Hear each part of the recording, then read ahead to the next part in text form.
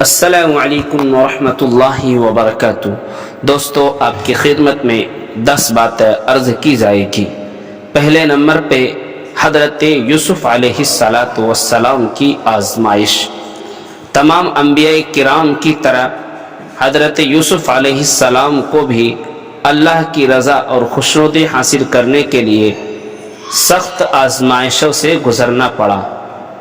چنانچہ والد محترم کی شفقت و محبت سے محروم کرنے کے لیے ستولے بھائیوں نے سازش کر کے آپ کو اندھیرے کنویں میں ڈال دیا۔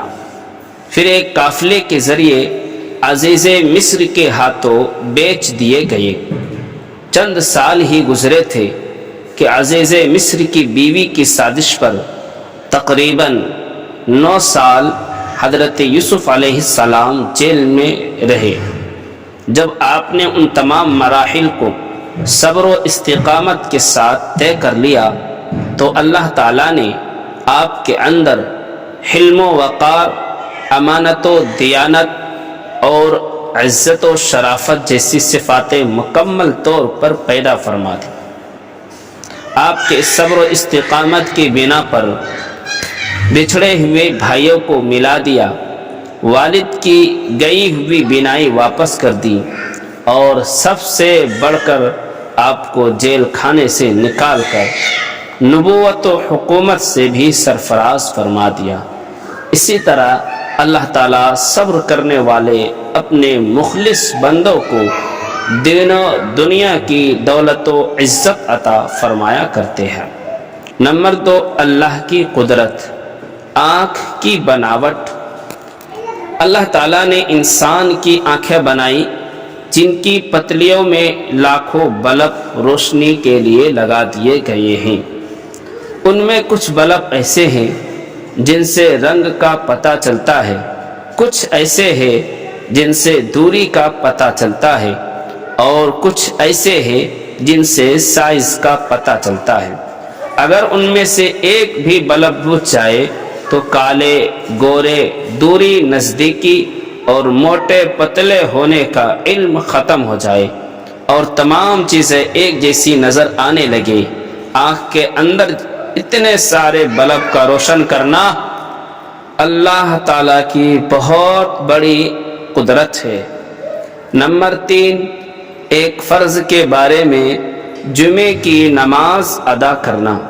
رسول اللہ صلی اللہ علیہ وسلم نے فرمایا، جمعے کی نماز جماعت کے ساتھ ادا کرنا ہر مسلمان پر لازم ہے، مگر 4 لوگوں پر لازم نہیں۔ نمبر 1، وہ غلام جو کسی کی ملکیت میں ہو۔ نمبر 2، عورت۔ نمبر 3، نابالغ بچہ۔ نمبر 4، بیمار۔ ابو داؤد شریف، حدیث نمبر 1067۔ فائدہ: جہاں جمعے کی شرائط پائے جاتے ہو وہاں جمعے کی نماز ادا کرنا ہر صحیح اور تندرست اور بالغ مسلمان مرد پر فرض ہے۔ نمبر 4، ایک سنت کے بارے میں دروازے پر سلام کرنا۔ رسول اللہ صلی اللہ علیہ وسلم جب کسی کے گھر کے دروازے پر آتے تو بالکل سامنے کھڑے نہ ہوتے بلکہ دائیں طرف یا بائیں طرف تشریف فرما ہوتے اور السلام علیکم فرماتے۔ ابو داؤد شریف، حدیث نمبر 5186۔ نمبر 5، ایک اہم عمل کی فضیلت، مسجد سے تکلیف دینے والی چیز کو دور کرنا۔ رسول اللہ صلی اللہ علیہ وسلم نے فرمایا، جس نے مسجد سے ایسی چیز باہر کر دی جس سے تکلیف ہوتی تھی، جیسے کوڑا کرکٹ، کانٹا، کنکر، پتھر وغیرہ، تو اللہ تعالیٰ اس کے لیے جنت میں ایک گھر بنا دے گا۔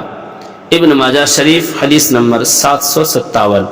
نمبر 6، ایک گناہ کے بارے میں قبلے کی طرف تھوکنا۔